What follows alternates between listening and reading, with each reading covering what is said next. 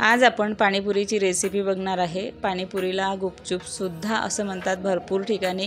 तर मला असं वाटते पाणीपुरीची ही रेसिपी भरपूर जणांची म्हणजे सगळ्यांची फेवरेट आहेच, पण जर ती घरी केली ना तेवढीच ती हायजेनिक राहील आणि एकदम सोप्या पद्धतीने केलेली आहे आपण। चला मग रेसिपी बघूया। तर इतर पाणीपुरी आपल्याला खायची असेल तर आलूची चटणी त्यासोबत लागतेच। तर आलूची चटणी बनवण्यासाठी मी इथे 4 आलू घेतलेले आहे। त्यामध्ये त्याला कुकरमध्ये टाकल्यानंतर थोडं पाणी टाकून कुकरमध्ये त्याला छान 2 ते 3 शिट्ट्या मीडियम फ्लेमवरती घेऊन घ्यायचे।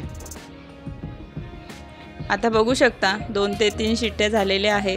कुकर सुद्धा थंड झालेला आहे। इथे आलू सुद्धा मस्त असे बॉईल झालेले आहे, छान उकळलेले आहे। तर इथे आलू छान उकडून झाले तर त्याला एका पातेल्यात काढायचं आणि थंड होऊ द्यायचे। नंतर त्याचे छिलके काढून घ्यायचे। बघू शकता तर छिलके काढून झालेले आहे। थोडा एक खराब निघाला तर मी तो बाजूला काढलेला। आता आलू छिलून झाले की त्यामध्ये भरपूर असा बारीक चिरलेला कांदा टाकायचा।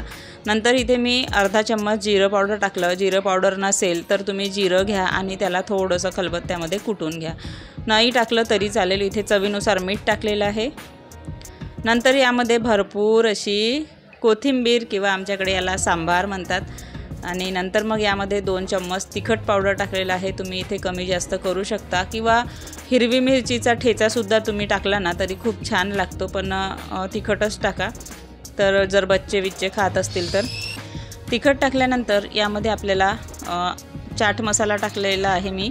तर इथे अर्धा ते पाऊण चमचा मी चाट मसाला टाकला। नसेल चाट मसाला तर इथे तुम्ही आमचूर पावडरसुद्धा टाकू शकता, पण इथे हे स्किप करू नका, चाट मसाला किंवा आमचूर पावडर नक्की टाका। तर बघू शकता आणि आता याला छान असं हाताने स्मॅश करायचं। सगळं जिन्नस जे आहे ना एकजीव झाले पाहिजे।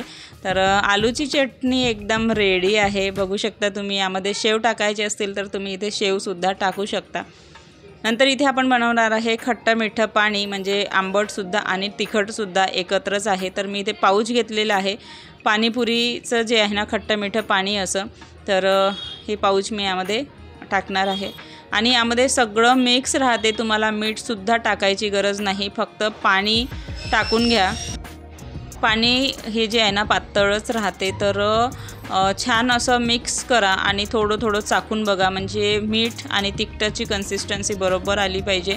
थोडं यामध्ये पुन्हा मी 2 ते 3 वेळा चाकून बघितलं तर पाण्याची गरज होती, कारण की हे तिखट खूप लागत होतं आणि खारटसुद्धा, त्यामुळे पाणी टाकायचं, व्यवस्थित चाकून बघायचं, बाकी दुसरं काही टाकायची गरज नसते। तर मी इथे थोडीशी हिरवी कोथिंबीर टाकलेली आहे बारीक चिरून। जर तुम्हाला खूपच असं हिरवं पाणी पाहिजे असेल हे तर कोथिंबीर मिक्सरला ग्राइंड करायची आणि ती यामध्ये टाकायची। छान असा कलर खूप छान येतो पाण्याचा। नंतर यामध्ये मी थोडासा कांदा बारीक चिरलेला टाकलेला आहे, नाही टाकला तरी चालेल। छान पुन्हा एकदा मिक्स करायचं। आता बघू शकता चटणी रेडी आहे, खट्टं मिठं पाणी तयार आहे। आता पाणीपुरी खाऊन घेऊया। जर तुम्हाला असं विकतचं पाऊचचं नसेल आवडत तर तुम्ही घरीच तिखट पाणी बनवू शकता आणि इमलीची चटणी घरीच बनवून घ्या, म्हणजे खट्टं मिठं पाणी तयार होते। नंतर इथे मी आता पाणीपुरी सगळं रेडी आहे, त्यामुळे अशी पापड्या घेतलेल्या आहेत, काय म्हणू शकतो याला, पाणीपुरीची पुरी। नंतर तिला अशी फोडायची, तो आलूचा मसाला टाकायचा आणि तिखट पाणी, आहा खट्टं मिठं पाणी। तुम्ही यामध्ये शेवसुद्धा इथे घेऊ शकता। तर शेव जर टाकले तर अजून छान लागते। तर मी इथे टाकलेले आहेत, तुम्ही बघू शकता। आता एकदम सोप्या पद्धतीने अशी झटपट ही आलूची चटणी, तिखट पाणी आणि पाणीपुरी कधीही खाऊ शकतो, खूप मस्त लागते। केव्हाही एकदम ऑलवेज रेडी असतो आपण हे खाण्यासाठी।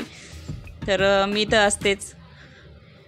बघू शकता मस्त अशी पाणीपुरी अशी तयार करून घ्यायची आणि खाऊन घ्यायची। तर खूपच अशी जबरदस्त लागते। जर तुम्हाला हा व्हिडिओ आवडला तर प्लीज एक लाईक करा आणि रेसिपी आवडली तरीसुद्धा एक लाईक करा, कमेंट करा आणि शेअरसुद्धा करू शकता, एकदम सोप्या पद्धतीने केलेली आहे। तर आता यावर मी थोडेसे शेव टाकून घेणार आहे। यामध्ये मी आता थोडेसे शेव टाकून घेणार आहे। हे शेव मी घरीच तयार केलेले आहे, त्याची रेसिपीची लिंक मी डिस्क्रिप्शन बॉक्समध्ये देऊन देईल। घरच्या घरी शेव बनवा, विकत आणायची गरज नाही, एकदम झटपट होतात। तर एक नंबर झालेली होती पाणीपुरी। व्हिडिओ आवडला तर व्हिडिओला एक लाईक करा, शेअर करा, चॅनलवर नवीन असाल तर चॅनलला सबस्क्राईब करा आणि सबस्क्राईब केलं असेल तर बेल आयकॉनला नक्की प्रेस करा।